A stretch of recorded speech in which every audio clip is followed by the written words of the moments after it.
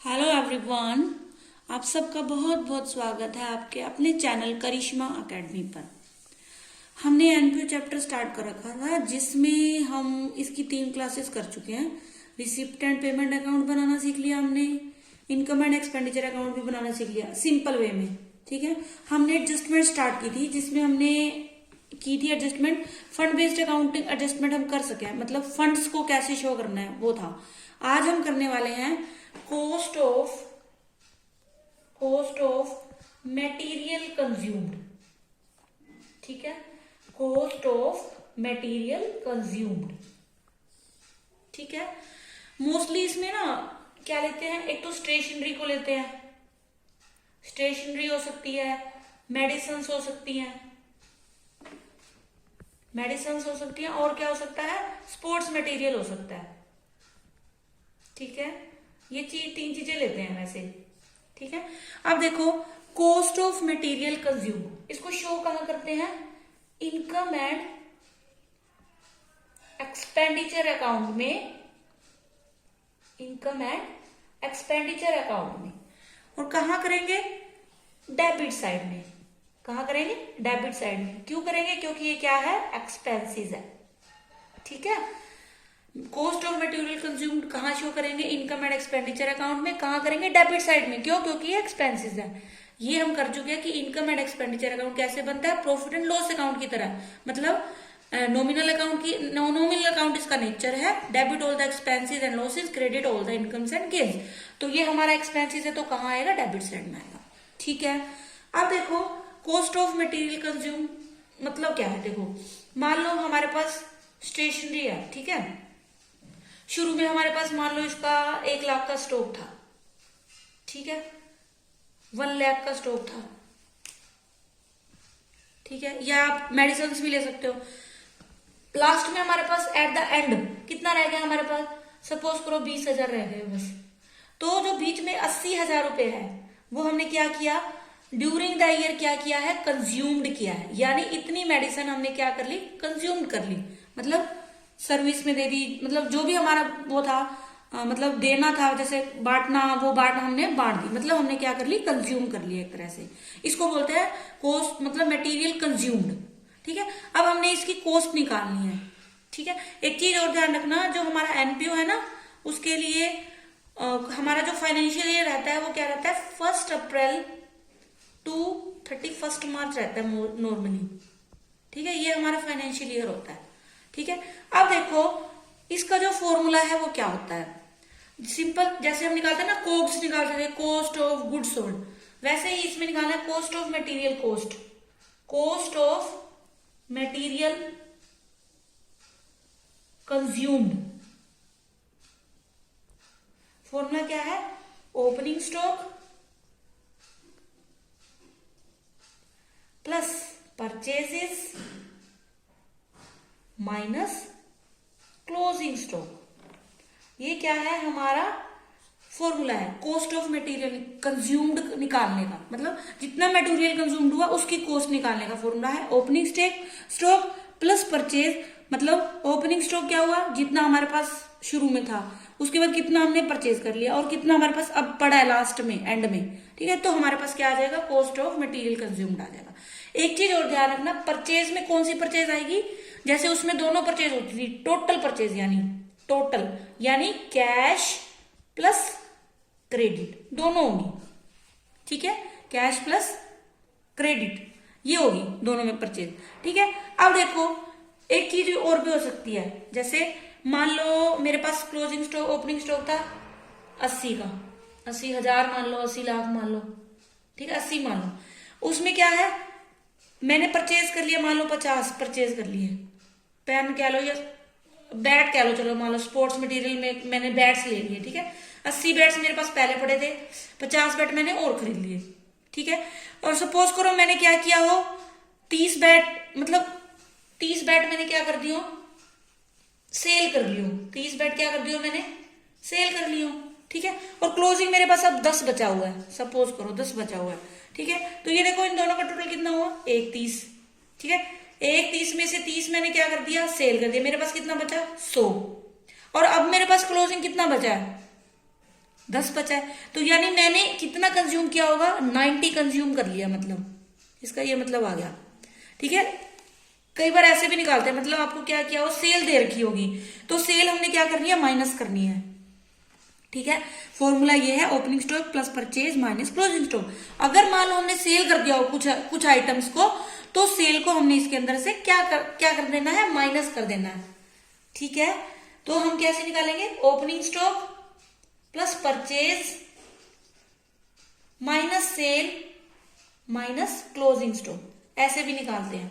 ठीक है, ये है हमारा सिंपल सा फॉर्मूला, ध्यान रखना है इसका आपने। ठीक है, अब देखो एक और चीज, ये तो था मतलब इसका फॉर्मूला कैसे हमने निकालना है। ठीक, अब देखो क्या होता है, ये तो तब था जब हमारे पास क्या हो, परचेज मतलब टोटल परचेज दियो, आप ऐसे कह लो, क्या दिया हो, टोटल परचेज दी हुई हो। ठीक है, या आप ऐसे कह सकते हो, इसके दो तरह से निकाल सकते हो। ठीक है, दो तरह से, एक तो क्या है, व्हेन टोटल परचेज या परचेज, या आप कह सकते हो क्रेडिट परचेज इज गिवन, दोनों, credit purchase is given purchase.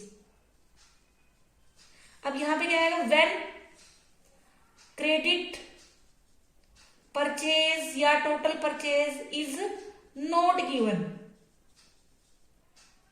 ठीक है, ये दूसरा केस है, मतलब केस नहीं कह सकते, मतलब जो हमने ये फॉर्मूला लगाया था ना, opening stock plus purchase minus closing, ये कब लगाना है, जब हमारे पास क्रेडिट परचेज दी हुई हो या हमें टोटल परचेज दी हुई हो। टोटल में दोनों ही आ गई, कैश भी आ गई और क्रेडिट भी आ गई। लेकिन अगर हमारे पास क्रेडिट परचेज नहीं है, तब हम कैसे निकालेंगे। ठीक है, तब हमको क्या करना पड़ेगा, एक अकाउंट बनाना पड़ेगा जिसको हम बोलेंगे क्रेडिटर्स अकाउंट। ठीक है, क्या बनाना पड़ेगा, क्रेडिटर्स अकाउंट बनाना पड़ेगा।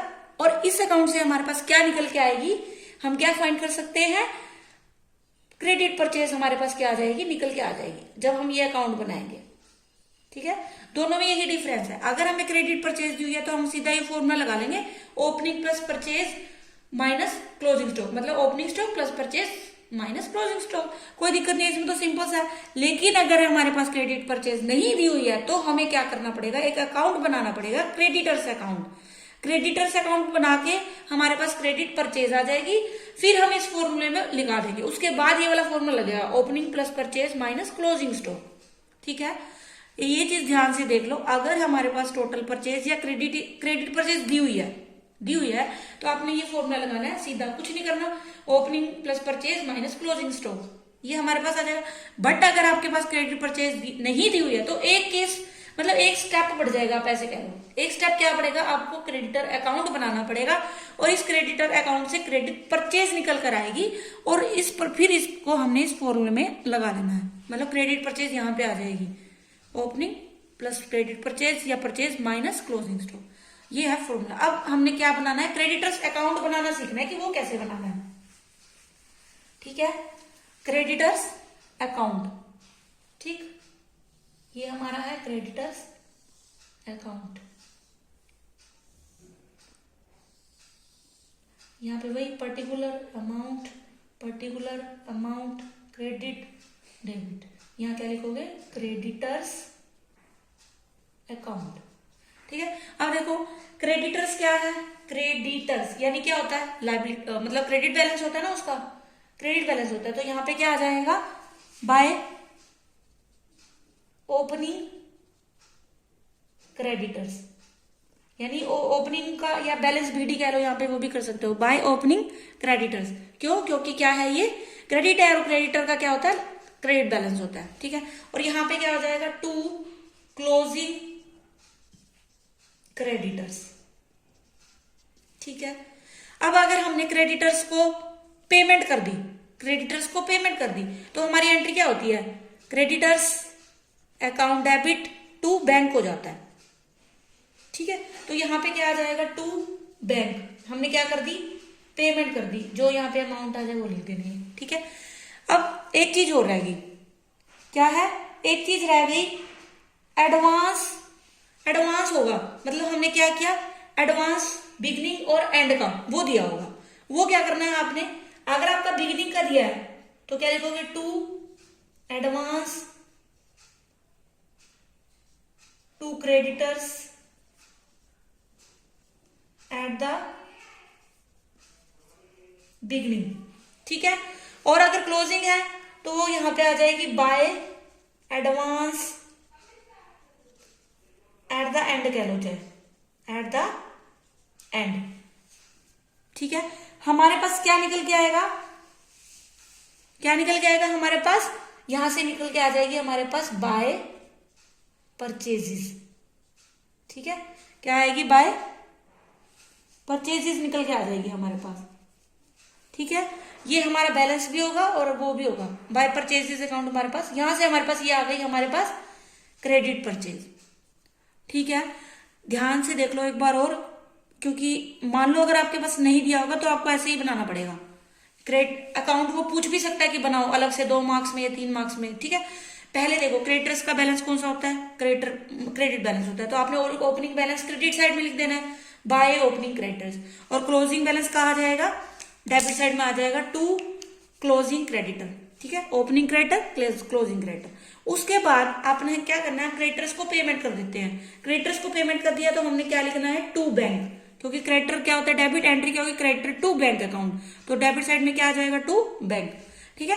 और क्या लिखा होता है, advance, advance to creditor at the beginning, ठीक है। एडवांस क्या होता है, एक तरह से एसेट होती है, क्योंकि देखो हमने खर्चा किया, हमने एडवांस में दे दिया, तो इस साल हमें क्या नहीं करना पड़ेगा, वो पे नहीं करना पड़ेगा, ठीक है। तो इसलिए उसको कहां पे लिखेंगे, डेबिट को, बिगिनिंग वाला डेबिट में, बिगिनिंग वाला डेबिट में और एंड वाला क्रेडिट में, ठीक है। कंफ्यूज हो जाए तो ये ध्यान रख लेना, बिगिनिंग वाला डेबिट में और एंड वाला क्रेडिट में, ठीक है। और जो हमारे पास बैलेंस आएगा वो हमारे पास क्या आ जाएगी, क्रेडिट परचेज आ जाएगी, ठीक है। ये तो था इससे रिलेटेड बेसिक, इससे सारा से रिलेटेड। बस आपने क्या करना है, 2 चीजें इसमें मेन ध्यान रखनी है। अगर आपके पास परचेज दी हुई है, क्रेडिट परचेज दिया है, परचेज दी हुई है, परचेज का मतलब टोटल परचेज, क्रेडिट भी और कैश भी, तो आपने क्या करना है, opening purchase plus, sorry opening stock plus, मतलब opening stock plus purchase minus closing stock, ये था। बट अगर परचेज नहीं दी, क्रेडिट परचेज नहीं दी या परचेज वर्ड नहीं दिया, तो आपको क्या करना है, एक स्टेप और बढ़ा देना है, आपको क्या बनाना है, क्रेडिटर्स अकाउंट बनाना है। क्या बनाना है, क्रेडिटर्स अकाउंट बनाना है, और उसके बाद ये वाला फॉर्मूला लगाना है, opening plus purchase minus closing, ठीक है। तब आपके पास क्या आ जाएगी, क्रेडिटर परचेज निकल के आ जाएगी, ठीक है। अब एक सम कर लेते हैं छोटा सा। अब देखिए ये वाला सम, देखो ओपनिंग इन्वेंट्री दिया है, opening inventory of material 250, finished goods दिया 1 लाख की, क्लोजिंग इन्वेंट्री ऑफ मटेरियल 2,25,000, ठीक है। फिनिश्ड गुड्स 75,000, मतलब ये ओपनिंग है और ये क्लोजिंग है। Raw material purchase during the year 15 lakh, जो ये दिया ना रॉ मटेरियल परचेज, ये क्या है, हमारी परचेज है, मतलब ड्यूरिंग द ईयर, इस साल की क्या है, परचेज है। ये ओपनिंग हो गया और ये क्लोजिंग हो गया, ठीक है। जो फिनिश्ड है ना, फिनिश्ड गुड्स को हम नहीं कंसीडर करेंगे, क्यों नहीं करेंगे, क्योंकि ये चेंज इन स्टॉक ही है एक तरह से, और वो इन दोनों में ही आ गया हमारा, ठीक है। अगर आपको फिनिश्ड गुड दिया है तो इसको आप कंसीडर नहीं करोगे, आपने क्या लेना है, ओपनिंग और क्लोजिंग स्टॉक का माइनस, मतलब ये क्या है, एक तरह से चेंज इन स्टॉक ही है, ठीक है। आपने हमारा देखो हमें परचेज दी हुई है, मैंने बताया था अगर परचेज दी हुई है तो आपने सिंपल फॉर्मूला लगा देना है, opening stock plus purchase minus closing stock, ठीक है। अब परचेज ड्यूरिंग द ईयर कितनी है, 15 लाख, सॉरी ओपनिंग कितना है, 2,50,000, परचेज कितनी है, 15 लाख, ठीक है। और वो कितना है, क्लोजिंग कितना है हमारा, 2,25,000, ठीक है। तो हमारे पास कितना आएगा, देखो इन दोनों का माइनस करते तो 25,000 ही बैठता है, और इनका भी देखो फिनिश्ड गुड्स का भी कितना बैठ रहा है, 25,000, यही चेंज इन स्टॉक है। इसीलिए जहां भी आपको ये चीजें दी हो ना, तो आपने इसको कंसीडर नहीं करना फिनिश्ड गुड्स को, तो आपने ओपनिंग और क्लोजिंग बैलेंस को लेना है, ठीक है। हमारे पास कितना आ जाएगा, 15,25,000 आ जाएगा, क्योंकि देखो इन दोनों को अगर माइनस करेंगे तो अपने पास 25,000 बचेगा, 25,000 प्लस का बचेगा, इसके अंदर 25,000 प्लस कर देंगे, तो हमारे पास क्या आ जाएगा, 15,25,000। ये क्या आ जाएगी, हमारे पास आ जाएगा कॉस्ट ऑफ मटेरियल कंज्यूम्ड, ठीक है। इसमें परचेज दी हुई थी, इसलिए हमने सीधा क्या कर दिया, फॉर्मूला लगा दिया, ठीक है। बाकी हम आगे कल कंटिन्यू करेंगे सब्सक्रिप्शन का, फिर उसके बाद हम मिक्स सम कर लेंगे सबके, फिर उसके बाद एक और मतलब 2-3 बड़े सम कर लेंगे, मतलब फुल फ्लेज क्वेश्चन कह लो, जिसमें इनकम एंड एक्सपेंडिचर अकाउंट बनाना होगा पूरा एडजस्टमेंट के साथ। अभी हमारी एडजस्टमेंट चल रही है, हमने कल किया था फंड्स की एडजस्टमेंट, डोनेशन वगैरह की देखी थी, और आज हमने ये किया है मटेरियल कंज्यूम की। कल एक रह गई जो इंपॉर्टेंट है, वो कौन सी है, सब्सक्रिप्शन की, ये कल करेंगे हम, ठीक है। फिर हम इसके सम्स भी कर लेंगे कंबाइंड दोनों की, क्योंकि दोनों ना सेम टॉपिक है, दोनों सेम टॉपिक है, इसलिए क्या है कल इनके पहले इसकी बेसिक कर लेंगे और फिर उसके बाद इसके सम्स को देख लेंगे हम, ठीक है। आई होप आपको अच्छे से समझ आया होगा। आप मेरी वीडियो को पूरा देखिए, लाइक करें, शेयर करें, और कल फिर से मिलते हैं एक नई वीडियो के साथ। और तब तक के लिए टाटा, बाय बाय, शब खैर।